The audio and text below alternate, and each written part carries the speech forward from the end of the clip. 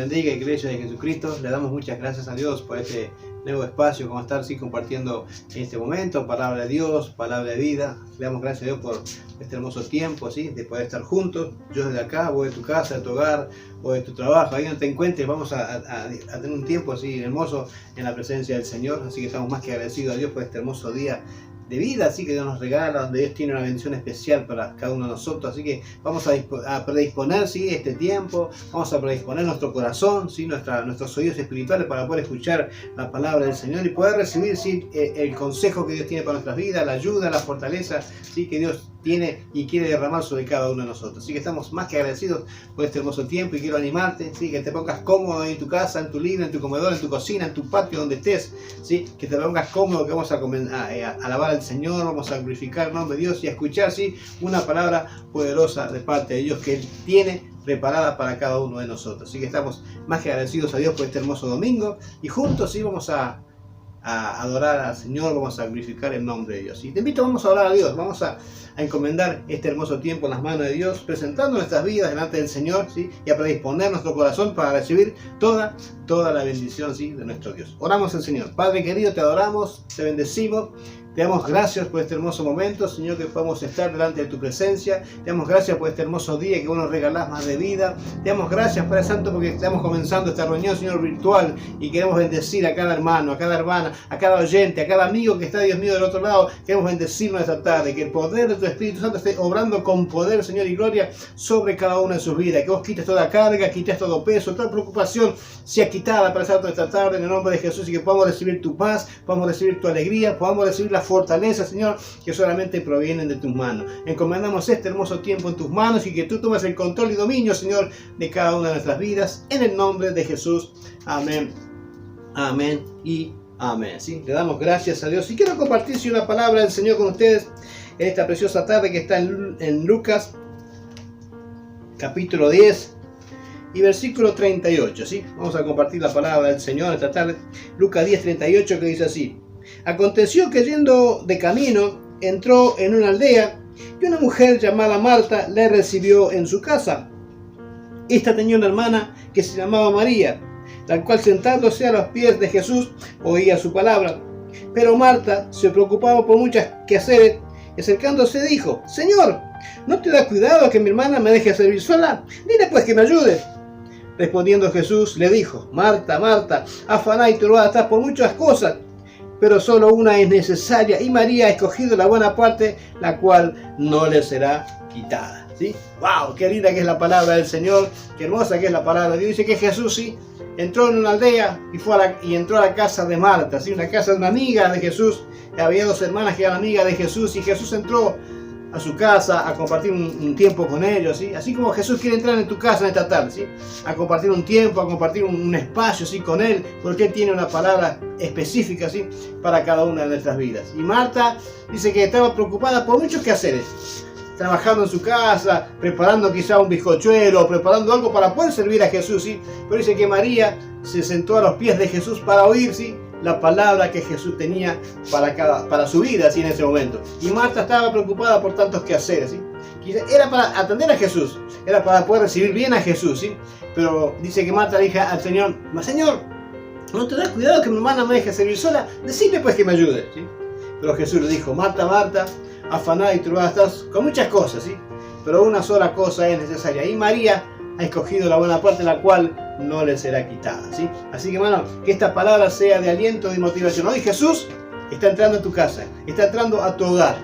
Sentate, toma asiento en tu casa, ponete cómodo, porque el Señor tiene una palabra específica para cada uno de nosotros. Dejemos todo lo que estamos haciendo y prestemos atención a lo que realmente es importante: poder escuchar la voz de Jesús, es poder escuchar la voz de nuestro Señor, que tiene una palabra de bendición para nuestra vida, un milagro del Señor tiene para cada uno de nosotros. Así que dejemos todo de lado, dejemos todas las preocupaciones, los quehaceres, y aprovechemos este tiempo para poder recibir toda la bendición del Señor. Así que, ¿qué te parece? Ponete cómodo en tu casa y vamos a cantar al Señor, vamos a adorar el nombre de Dios, vamos a glorificar el nombre del Señor. Así que bueno, prepárate porque Dios hoy tiene un milagro reservado para vos y para toda tu casa. Así que vamos a adorar a Dios todos juntos, Nosotros desde acá, vos en tu casa, vamos a exaltar y a glorificar, el nombre del Señor.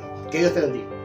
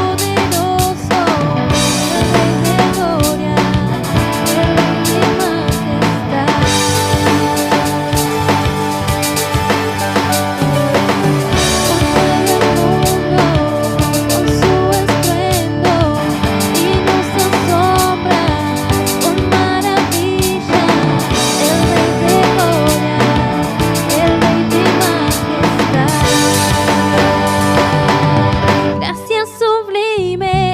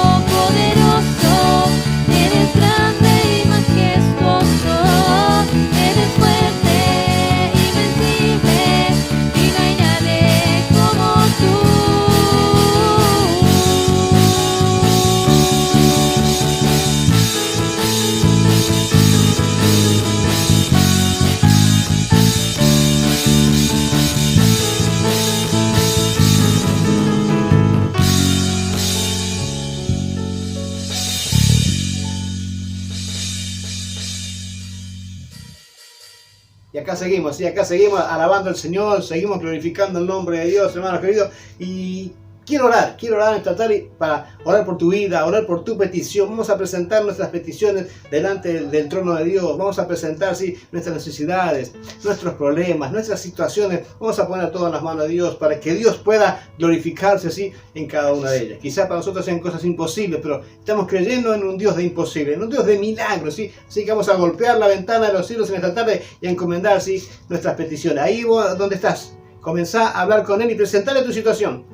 No sé cuál es tu situación que estás viviendo o el momento que estás atravesando, pero sí sé que Dios tiene poder para revertir cualquier situación. Así que vamos a orar a Dios. Vamos a orar a Dios y a encomendar así todo en las preciosas manos de nuestro Señor. Oramos a Dios. Padre querido, te adoramos. Te bendecimos en esta tarde, te damos gracias. Muchas gracias te damos, Señor, por tu grande amor y por tu grandes misericordia. Te damos gracias, Padre Santo, por este hermoso tiempo que podemos, Señor, orar a ti, encomendar, Señor, nuestras peticiones personales en tus manos, Señor. Yo sé que vos sabes todo de mí, lo que estoy viviendo, lo que estoy atravesando, pero vos siempre vas a respetar, Señor, mi decisión. Si yo presento mi petición delante de tu presencia, vos vas a actuar. Y si no, Dios del cielo, vos no puedes hacer nada porque vos respetás la decisión del ser humano. Vos sos un Dios de que realmente respeta, Dios mío, las determinaciones del ser humano, Señor. Por esta tarde queremos presentarte nuestras peticiones para que vos te glorifiques, para que muevas tu mano de poder y de misericordia, Señor, a favor de cada una de nuestras vidas. Que rompas toda barrera, que rompas todo obstáculo, que rompas las cadenas, Señor. Que esta tarde tu mano de poder sea obrando, Dios mío, prodigios, milagros y maravillas. Que estés sanando a los que están enfermos, libertando a los que están oprimidos, que estés levantando al que está caído y fortaleciendo al débil, Señor. Que tu mano poderosa comience a moverse, Señor, allí a la distancia, Dios mío, tu Espíritu Santo esté orando con poder y con gloria. Presentamos las peticiones de tu iglesia, presentamos las peticiones de tu mano, de tu pueblo, y la encomendamos en tus manos, Señor, para que vos seas glorificado en cada una de ellas. Te damos gracias, Señor, por tu amor, en el nombre de Jesús. Amén. Amén y amén. Gloria, sí, a nuestro Señor. Y hoy, hermano, como dije al principio, hoy es un día de milagros. Hoy el Señor tiene un milagro para tu vida. El milagro está ahí, a punto de llegar a tus manos, a punto de llegar, sí, sorprendente, con cosas realmente extraordinarias, porque nuestro Dios es poderoso y Él hace todas las cosas, sí, maravillosamente, no como nosotros pensamos, sí, sino con su poder y con su gloria. Él mueve su mano y vamos a ver realmente cosas extraordinarias haciendo el Señor a favor de cada una de nuestras vidas. Así que le damos muchas gracias, sí, al Señor. Y ahora que hemos orado a Dios, hemos encomendado nuestras peticiones en sus manos, hemos dejado nuestras cargas en sus manos, ¿sí? Vamos a predisponer nuestro corazón para poder escuchar, ¿sí?, la palabra del Señor. Así como Jesús le dijo a Marta, Marta, Marta, afanada y turbada estás por muchas cosas, ¿sí?, pero María ha escogido la buena parte, la cual no le será quitada. Y María estaba ahí postrada a los pies de Jesús, escuchando lo que Jesús tenía para decirle, ¿sí? Así que en este momento vamos a estar atentos a la palabra de Jesús. Esa palabra que Dios tiene preparada, así para cada una de nuestras vidas. Así que dejemos todo de lado y escuchemos, ¿sí?, la hermosa palabra del Señor. Hoy nos trae la palabra de Dios nuestro hermano Damián Simón, ¿sí? Él va a estar predicando la palabra del Señor. Así que bueno, estemos atentos a lo que Dios puso en el corazón de nuestro hermano, ¿sí?, para que Él pueda transmitir a cada una de nuestras vidas. Así que bueno, que Dios te bendiga y escuchemos, ¿sí?, la palabra del Señor. Amén y amén.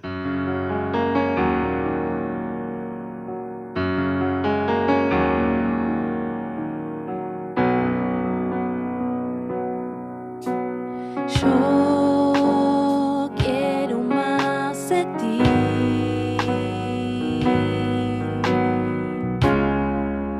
y habitar en tu presencia, velar para que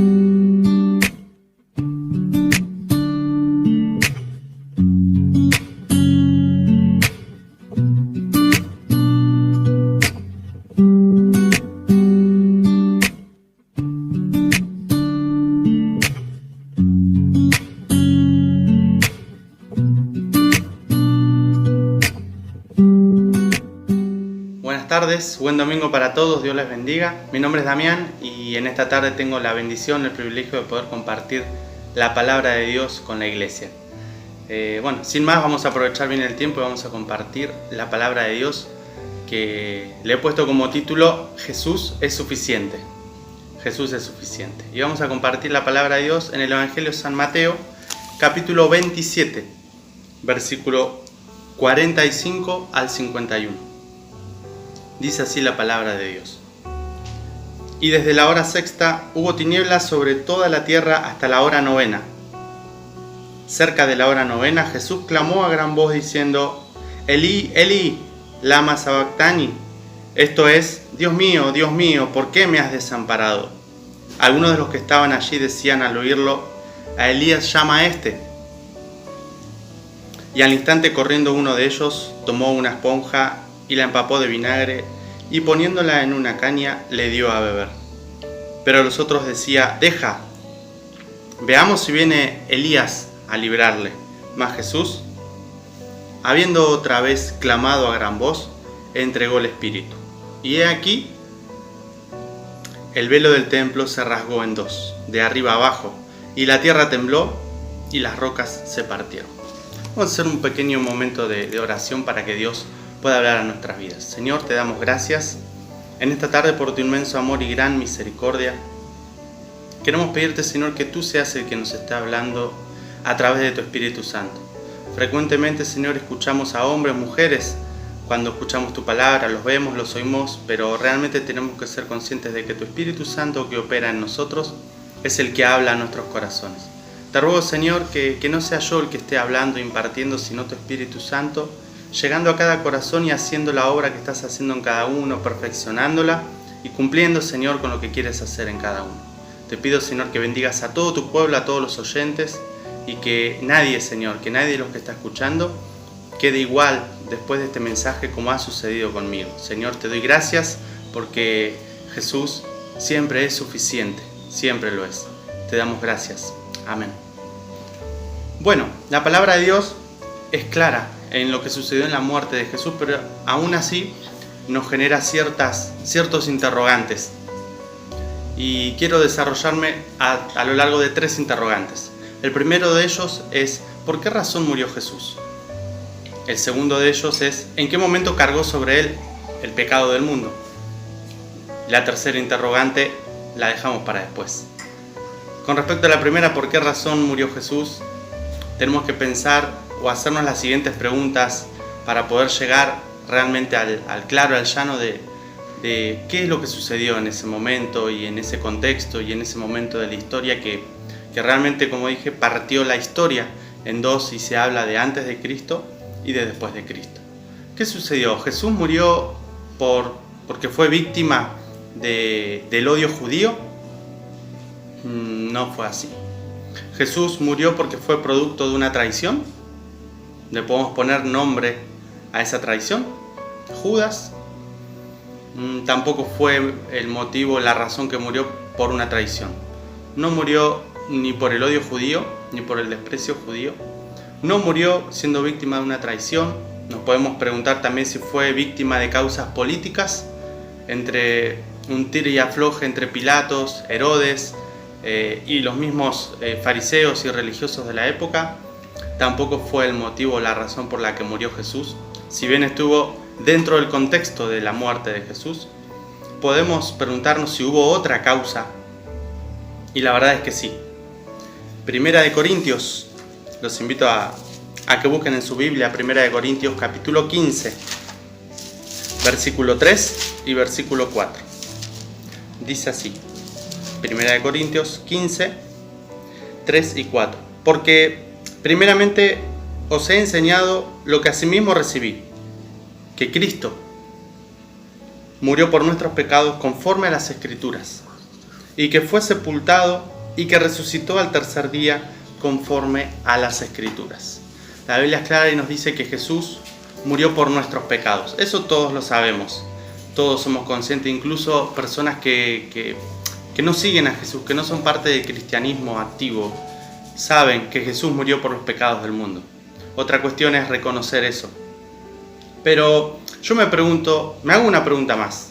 Me pregunto otra cosa y es la tercera pregunta que al comienzo no les mencioné. Y es, ¿hay una causa mayor que morir por nuestros pecados? Esa la vamos a contestar al final, es la tercera de estas preguntas. Vamos a pasar a la segunda pregunta, que es, ¿en qué momento cargó sobre él el pecado del mundo? ¿En qué momento? Y esto es algo que realmente me conmovió, algo que impactó mi corazón. Si se quiere, es la columna vertebral del mensaje. Y realmente algo de lo que yo no era consciente, incluso leyendo los textos que siempre leemos, como en este caso el que corresponde a la respuesta a esta pregunta, que es el momento del Getsemaní, mientras van buscando en su Biblia en Mateo capítulo 26, verso 36, realmente conmovió mi corazón de una manera impresionante, porque pude entender realmente lo que sucedió en el afuero más íntimo de Jesús, en sus entrañas, en todo su interior, lo que realmente sucedió. Todos sabemos lo que pasó en el Getsemaní, pero vamos a redescubrir, a recibir la iluminación del Espíritu Santo para comprender algo que quizás hasta hoy no sabíamos. La pregunta, la vuelvo a repetir, es ¿en qué momento cargó sobre él el pecado del mundo? Y vamos a leer la historia de Getsemaní en Mateo 26, 36. Una historia que seguramente muchos conocen de memoria, pero es bueno siempre releerla. Dice así: Entonces llegó Jesús con ellos a un lugar que se llama Getsemaní, y dijo a sus discípulos: Sentaos aquí, entre tanto que voy allí y oro.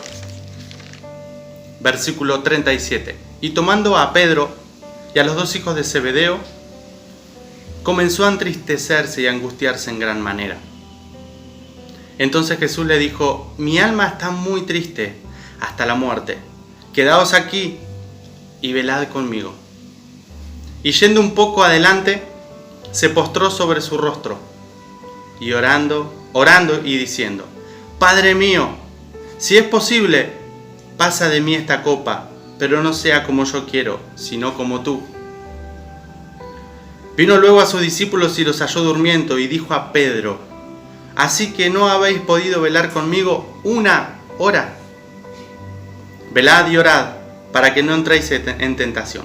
El espíritu a la verdad está dispuesto, pero la carne es débil.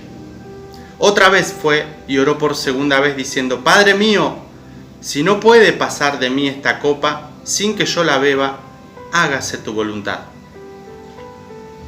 Vino otra vez y los halló durmiendo, porque los ojos de ellos estaban cargados de sueño. Y dejándolos, se fue de nuevo y oró por tercera vez, diciendo las mismas palabras. Entonces vino a sus discípulos y les dijo: Dormid ya, y descansad. He aquí ha llegado la hora, y el Hijo del Hombre es entregado en manos de pecadores. Levantaos, vamos, ved, se acerca el que me entrega. En esta historia, que como dije anteriormente, todos la hemos leído y releído y escuchado y predicado muchas veces, es realmente increíble lo que sucede en ese momento de la historia. Y yo quiero tomar este fragmento del Evangelio de Mateo y también vamos a mencionar el Evangelio de Lucas, porque hay dos detalles en el relato de Lucas, que Lucas, por ser médico, tiene una panorámica y una vista más afianzada a la vida misma y con detalles que tienen que ver con la vida misma, que por ahí Mateo, que era un recaudador de impuestos, un empleado de la FIP, si se quiere hoy, o del ANSES, no estaba tan perceptivo a detalles que quizás son importantes para la historia. Pero hay dos detalles en Lucas que ahora los vamos a mencionar. Primero tenemos que entender que Jesús fue al Monte de los Olivos, como solía ir siempre, a orar. Dentro del Monte de los Olivos existe un lugar que es Getsemaní, que él fue con todos sus discípulos. Luego tomó a Pedro, a Santiago, Jacobo y a Juan, a estos tres, que son los mismos que estuvieron con él en la transfiguración. Se ve que Jesús algo quería enseñarles y algo quería hacer con ellos tres. Y luego menciona a Pedro, cuando llama la atención por haberse dormido, a Pedro. Pero Jesús los toma a ellos tres y se dirige a un lugar más adentrándose en el monte, que se llama Getsemaní. Y la palabra Getsemaní significa para aquella cultura prensa de olivos. Quiere decir que Jesús fue al monte de los olivos a orar, pero en este momento de su vida, de su historia y del contexto de su vida y su propósito, se dirigió a una prensa de olivos. Y el sentido común nos ayuda a entender, nos dice qué es lo que iba a suceder ahí. Todos sabemos qué es una prensa, para qué se usa una prensa, y no hace falta aclararlo mucho, pero vamos a avanzar, vamos a aprovechar bien el tiempo. Es increíble, a mí me resulta un poco dramático ver a un Jesús en el Getsemaní que necesitó apoyo en oración. Estoy acostumbrado a ver a un Jesús haciendo milagros, llevándose en el buen sentido de la palabra por delante el reino de las tinieblas, desterrándolo de una ciudad, desterrando el reino de las tinieblas de un gadareno, de una persona, sanando un cáncer, un flujo, cegueras, sanando a la distancia solo con su palabra. Y me resulta dramático ver a un Jesús que necesitó apoyo de oración de sus discípulos. No está mal para nada, pero me resulta dramático. Me resulta dramático incluso pensar en que Jesús oró 3 veces por la misma causa. Me genera más dramatismo en Jesús. ¿Qué es lo que está sucediendo ahí? Hay algo atípico, hay algo anormal en este momento de su historia. Incluso me genera la pregunta, ¿por qué sufría Jesús? Esa es la pregunta que me surge. ¿Por qué sufría Jesús? ¿Cuál es el motivo de su sufrimiento? Porque él fue muy explícito y le dijo a sus discípulos, necesito que me ayuden, que oren conmigo. Después les dijo a aquellos, quédense acá mientras voy allí y oro. Se llevó a los 3 y les dijo, a ellos sí les dijo, velad y orad, para que no entréis en tentación. Y él oró 3 veces, necesitó apoyo. ¿Pero por qué sufría? Les dijo, mi alma está muy triste hasta la muerte. Había algo que se había metido dentro de sí. Y eso es lo que debemos redescubrir. ¿Qué pasó con Jesús? ¿Por qué sufría Jesús? Me genera otra pregunta. ¿Jesús le tenía miedo a la cruz?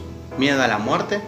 Tenemos que también ser conscientes de que Jesús nació con un propósito desde el primer día, con un propósito, el cual, incluso estando en el vientre de su madre y cerca de su primo Juan el Bautista, se movía en el vientre y había una simpatía ahí desde el vientre de ambas madres.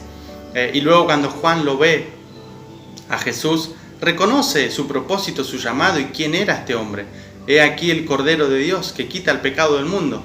Incluso cuando lo tuvo que bautizar a Jesús, se rehusó en primera instancia y le decía, yo necesito que vos me des tu bautismo. Pero bueno, era necesario cumplir y lo bautizó a Jesús.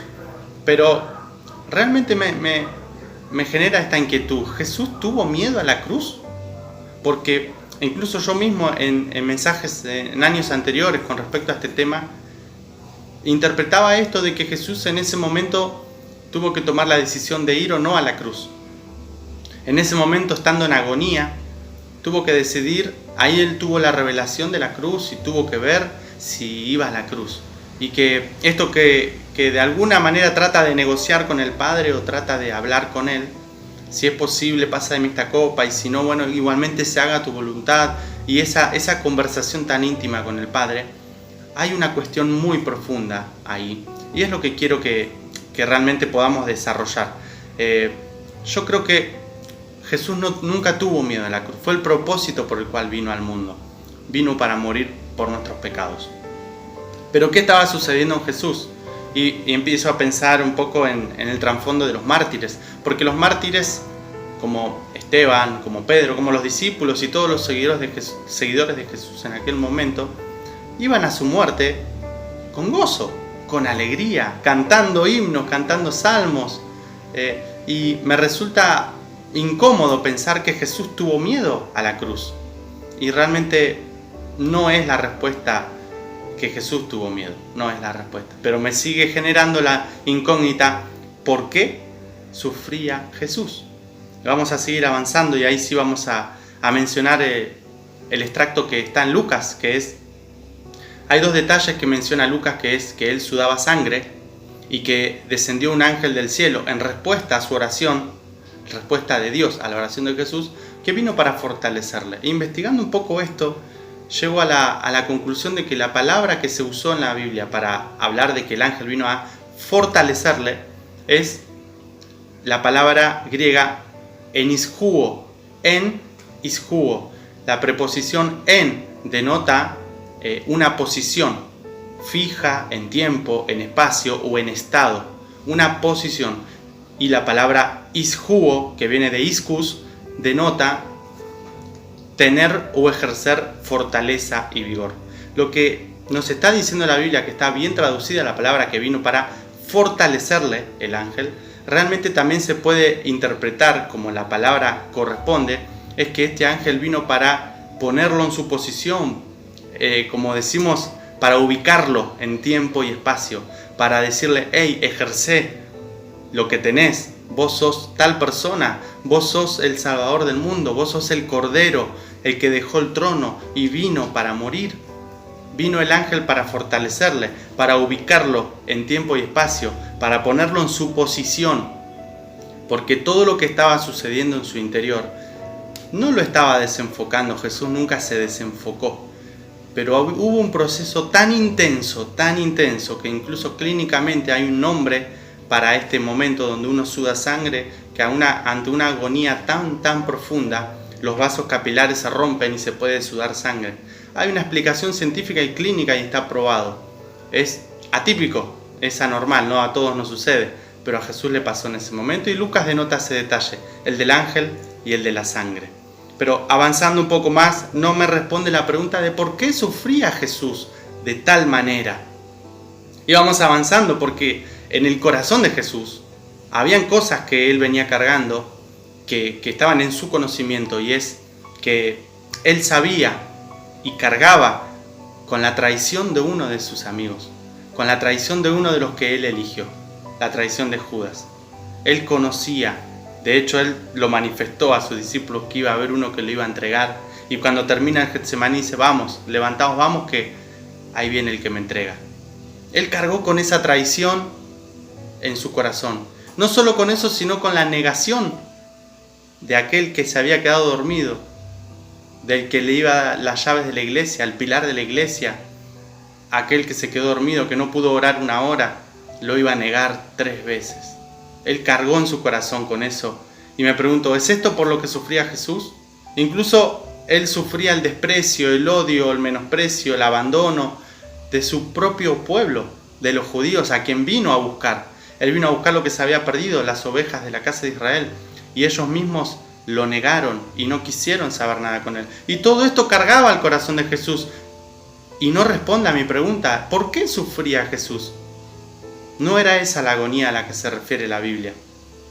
Entonces vamos a avanzar y vamos a responder esta pregunta. ¿Por qué sufría Jesús? ¿Por qué sufría Jesús? Y la respuesta, mientras ustedes buscan su Biblia, vaya buscando el libro de Romanos. La respuesta es que en la historia, en la oración de Jesús, hay un elemento muy particular. Algunos quizás ya lo denotaron, otros no, que es la copa. La copa o el cáliz, como quieran mencionarle, es un elemento muy particular en la Biblia. La Biblia, cuando habla de copa, no hace mención en sí del elemento propiamente, sino que hace alusión a lo que está en ese recipiente. La copa, ¿sí?, habla de manera figurada en la Biblia, o figurativamente, porque Dios llena la copa.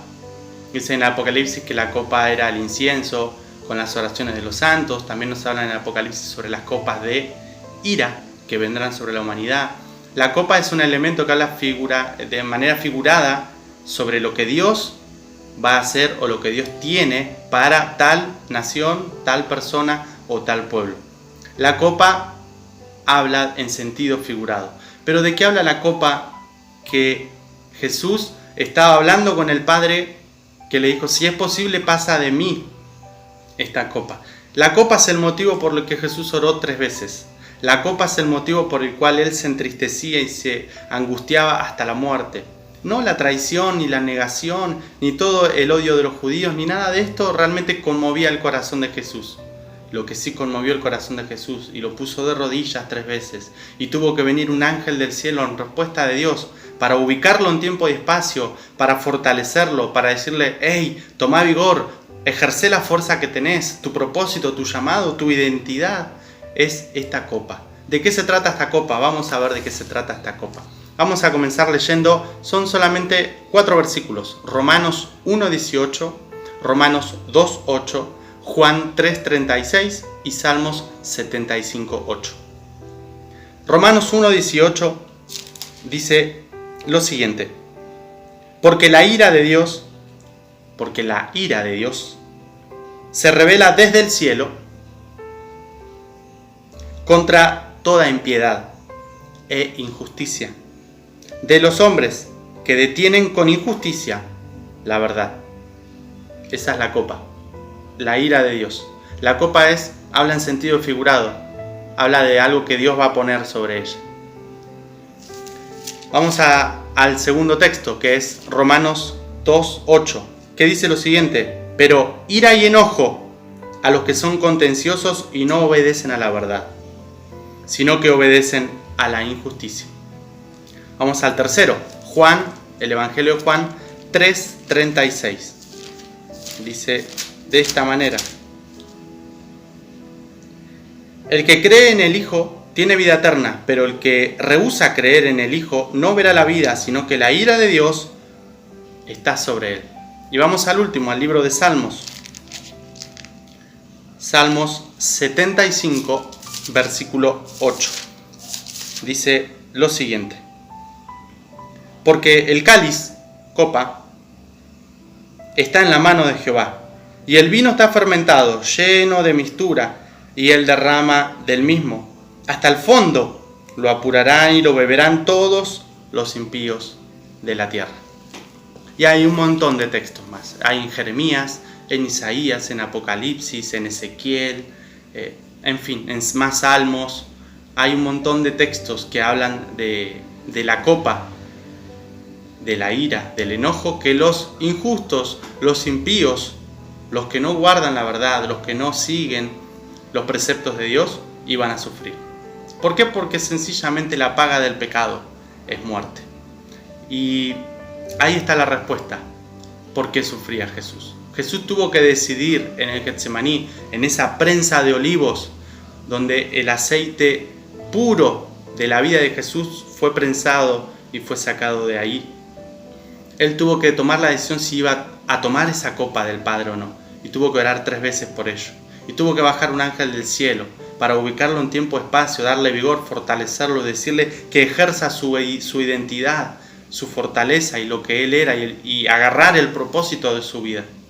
Ese fue el momento crucial en la vida de Jesús. Entonces, la pregunta que a mí me surgía mientras preparaba el mensaje, hay una pregunta que se incrustó en mi mente y no me dejaba terminar de preparar cuando la investigación y todo había concluido y yo pensé dentro de mí que ya estaba todo listo. Hay una pregunta que se instaló, que es esta, la segunda pregunta, que es: ¿en qué momento cargó sobre él el pecado del mundo? Porque todos sabemos que él vino con un propósito, que fue morir por la humanidad y pagar el precio para que tengamos vida eterna. Pero ¿en qué momento? ¿En qué momento de la historia fue el momento exacto donde Jesús se convirtió en el Cordero que iba a ser el sacrificio? ¿En qué momento fue? Fue en el momento que tomó la copa.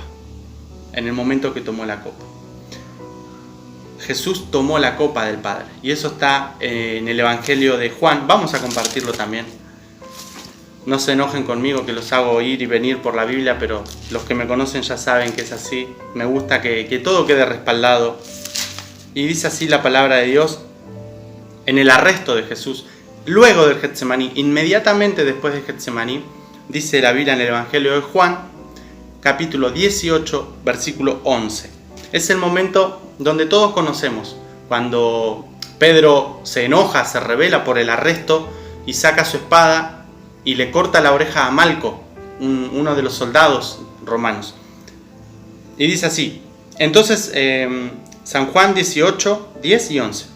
Entonces Simón Pedro, que tenía una espada, la desenvainó e hirió al siervo del sumo sacerdote y le cortó la oreja derecha. Y el siervo se llamaba Malco. Presten atención aquí.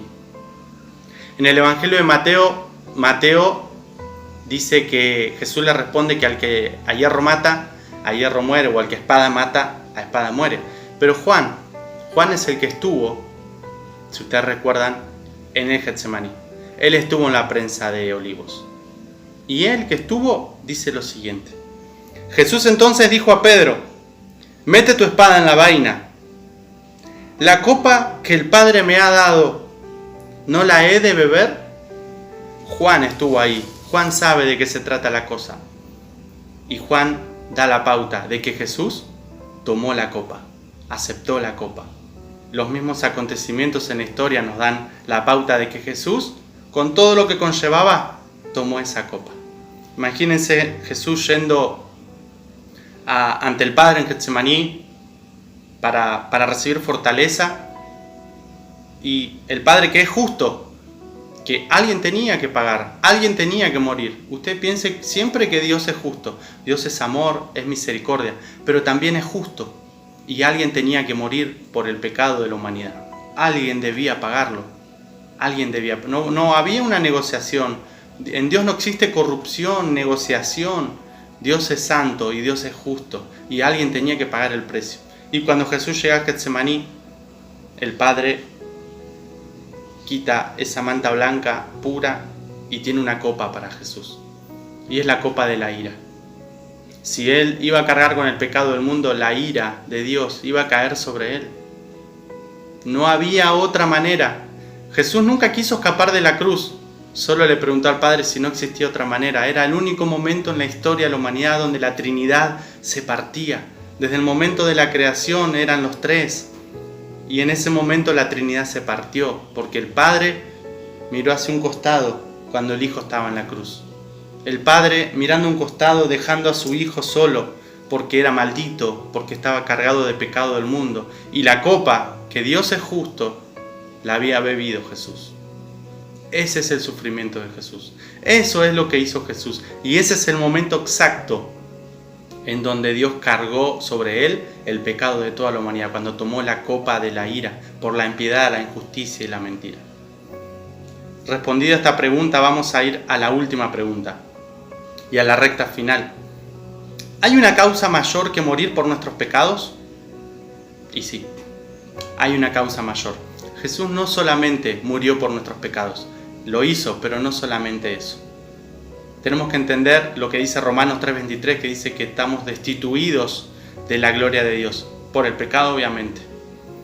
Pero tenemos que entender algo que está en Éxodo 26:33, que nos habla del velo del templo, del velo que dividía el lugar santo del lugar santísimo.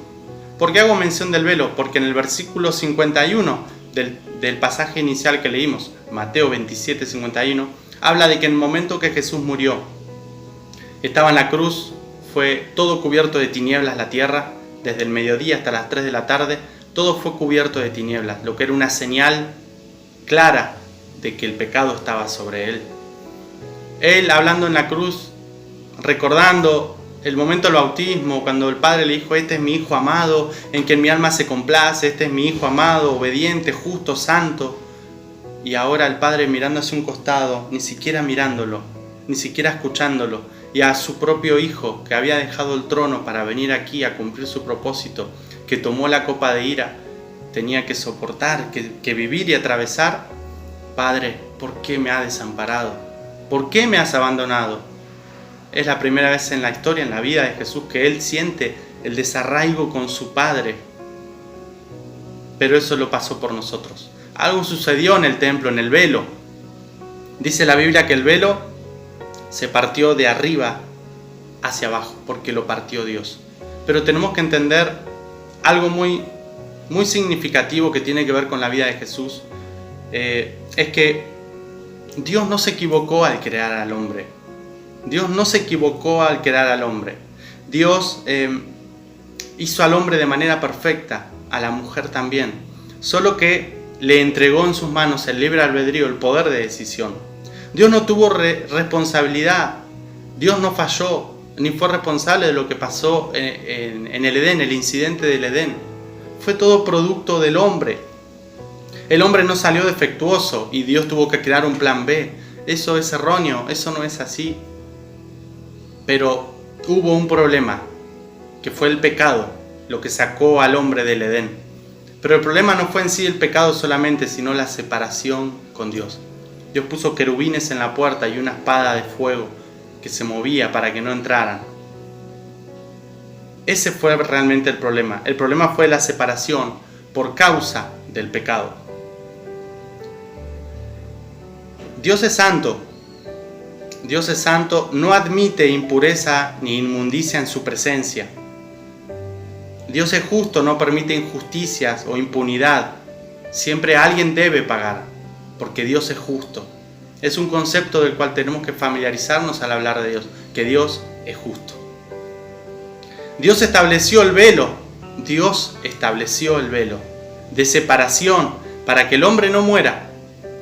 Porque si la presencia de Dios, si el hombre se acercaba a la presencia de Dios en esa condición, moría.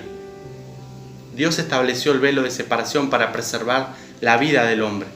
Dios quiso quitar el velo también, pero la pregunta es, ¿cómo? Si no puede mezclarse lo santo con lo pecador. ¿Cómo iba a quitar el velo si la paga del pecado es la muerte?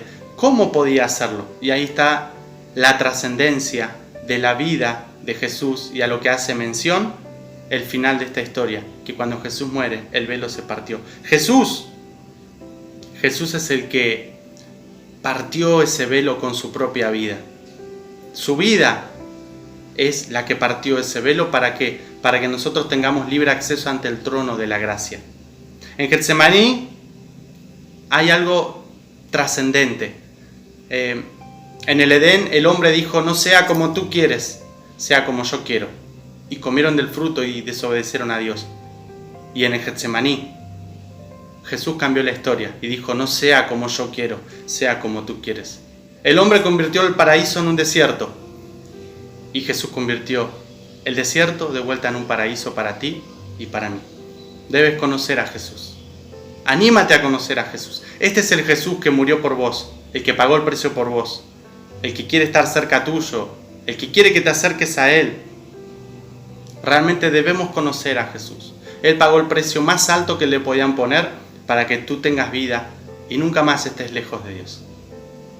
Dios te bendiga mucho y agárrate fuerte de Jesús.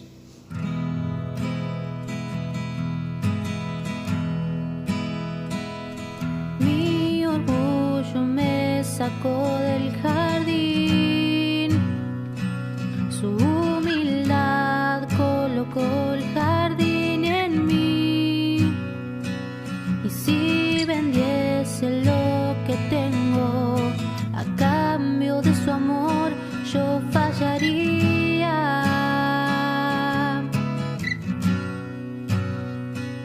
pues su amor no se compra ni se merece, su amor se gana, de gracia se recibe. Yo quiero conocer a Jesús,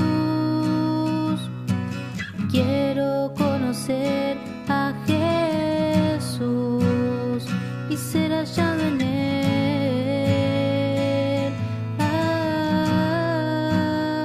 y ser hallado en Él. Mi orgullo me sacó del jardín, su humildad colocó el jardín en mí. Y si vendiese lo que tengo a cambio de su amor, yo fallaría,